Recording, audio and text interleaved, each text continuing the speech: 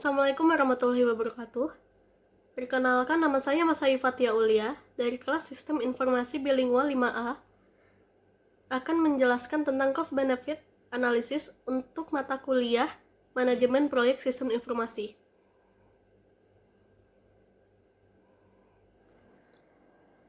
Di sini saya akan menjelaskan tentang cost benefit analysis. Proyek Sistem Informasi pada Apotek Perwira Jaya Bekasi. Di sini ada rincian biaya, yaitu biaya pengembangan hardware pada tahun ke-0 15 juta, software 1,5 juta, dan brandware 2,5 juta.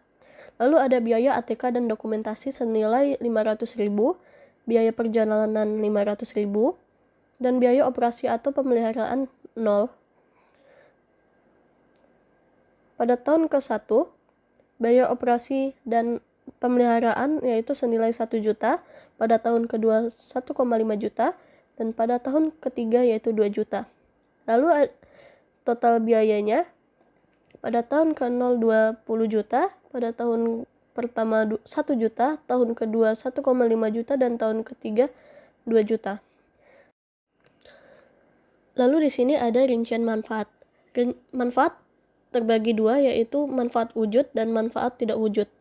Pada manfaat wujud, terdapat pengurangan biaya operasional pada tahun pertama 300.000, pada tahun kedua 500.000, dan pada tahun ketiga 700.000.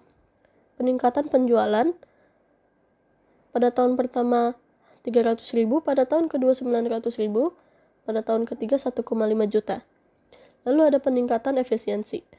Pada tahun pertama 300.000, pada tahun kedua 600.000, dan pada tahun ketiga 800.000. Lalu pengurangan biaya persediaan. Pada tahun pertama 100.000, pada tahun kedua 500.000, dan tahun ketiga 1 juta. Lalu total wujudnya yaitu pada tahun pertama 1 juta, pada tahun kedua 2,5 juta, dan pada tahun ketiga 4 juta. Lalu manfaat tak wujud. Terdapat peningkatan nama baik kepada pelanggan pada tahun pertama 1 juta, pada tahun kedua 2 juta, dan pada tahun ketiga 3 juta. Lalu peningkatan moral karyawan pada tahun pertama 1 juta, pada tahun kedua 1,5 juta, dan pada tahun ketiga 2 juta. Lalu ada peningkatan kepuasan kerja karyawan pada tahun pertama 500.000, pada tahun kedua 1 juta, dan pada tahun ketiga 2 juta. Lalu ada peningkatan pelayanan kepada pelanggan pada tahun pertama 2 juta, pada tahun kedua 2,5 juta, dan pada tahun ketiga 3 juta. Lalu ada peningkatan pengambilan keputusan pada tahun pertama 500.000, pada tahun kedua 1 juta, dan pada tahun ketiga 2 juta.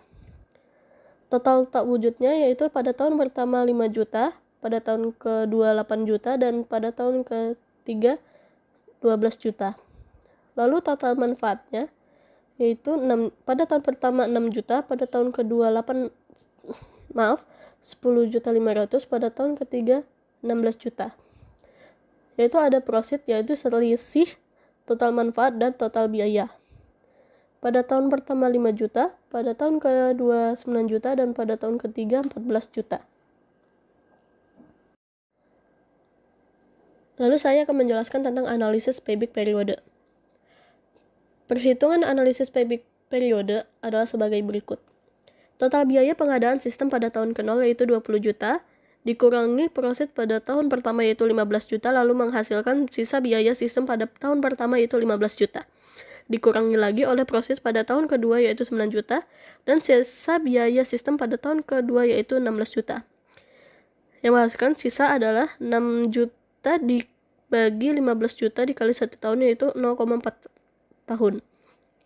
Sehingga payback periode sudah dapat dicapai pada tahun kedua. Adapun secara detailnya adalah 2,4 tahun. Dari fakta tadi dapat disimpulkan bahwasannya yang ditanamkan pada rancangan sistem ini akan mencapai titik impas, break-even point, pada tahun 2,4 tahun, yang berarti bahwa pada tahun ketiga perusahaan mulai dapat mengambil keuntungan dari sistem tersebut. Lalu di sini ada analisa return of investment atau ROI. Dengan metode ini, maka persentase manfaat yang dihasilkan oleh sistem tersebut dapat dibandingkan dengan biaya yang dikeluarkan untuk pengadaan sistem tersebut. Adapun perhitungannya sebagai berikut. Biaya pengadaan sistem pada tahun ke-0 yaitu 20 juta ditambah biaya perawatan sistem pada tahun pertama yaitu 1 juta, ditambah lagi biaya perawatan sistem pada tahun kedua yaitu 1,5 juta, dan ditambah biaya perawatan sistem pada tahun ketiga yaitu 2 juta. Lalu total biayanya yang dihasilkan yaitu 24.500.000. Sedangkan total keuntungan yang didapat adalah sebagai berikut. Total manfaat pada tahun pertama yaitu 6 juta, ditambah total manfaat pada tahun kedua yaitu 10.500.000. Pada tahun ketiga yaitu 16 juta. Yang menghasilkan total manfaat yaitu 32.500.000. Rumusan ROI adalah total manfaat dikurang total biaya dibagi total biaya dikali 100%. Yaitu 32.500.000 dikurang 24.500.000 dibagi 24.500.000 dikali 100% yaitu 32,65%. Artinya bahwa sistem ini akan memberikan keuntungan pada tahun ketiga sebesar 32,65% dari biaya pengembangan sehingga sistem ini layak digunakan bagi perusahaan ini. Lalu ada analisa Net Present Value atau NPV. Perhitungan analisis NPV sebagai berikut. Minus nilai proyek ditambah profit dibagi 1 tambah I% ditambah profit bagi 1 plus I% kuadrat mencapai profit N yang dibagi 1 plus 1% N kuadrat. Apabila diaplikasikan pada penerapan sistem yang baru, maka perhitungan nilainya dengan tingkat risiko diskon 10% per tahun, maka NPV sama dengan minus 20 juta ditambah 5 juta dibagi 1,1 ditambah 9 juta dibagi 1,1 kuadrat lalu ditambah 14 juta dibagi 1,1 pangkat 3 yang menghasilkan 2,501.877. Dari hasil perhitungan di atas dapat disimpulkan bahwasannya jumlah keuntungan yang diterima yang diterima oleh perusahaan sekarang pada tahun ketiga apabila sistem ini diterapkan adalah 2.501.877 atau NPV lebih besar dari 0, maka proyek tersebut layak dilaksanakan. Lalu yang keempat ada metode tingkat pengembalian internal atau IRR. Metode ini mencari tingkat bunga yang menjadikan jumlah sekarang dari tiap-tiap prosit yang didiskontokan dengan tingkat bunga tersebut sama besarnya dengan nilai sekarang dari nilai proyek. Misalnya, I pertama yaitu 10%, maka NPV pertama yang senilai 2.501.877 bernilai nilai NPV positif dan I2 sama dengan 20%, maka dengan rumus yang sama seperti tadi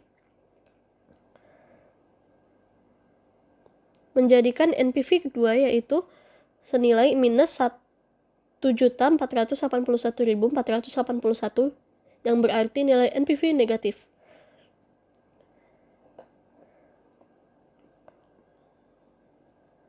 Lalu rumus IRR yaitu 10% ditambah 20% dikurang 10% dikali 2.501.877 dibagi NPV 1 dikurang NPV kedua. Dengan rumus ini akan menghasilkan IRR sebesar 10,006%. Yang artinya proyek ini akan menghasilkan keuntungan dengan tingkat bunga 10,006% per tahun. Apabila tingkat bunga pengembalian rate of return yang diinginkan 5% per tahun, maka IRR lebih besar dari 5%. Dengan kata lain, proyek akan diterima. Sekian penjelasan dari saya, kurang lebihnya mohon maaf. Wassalamualaikum warahmatullahi wabarakatuh.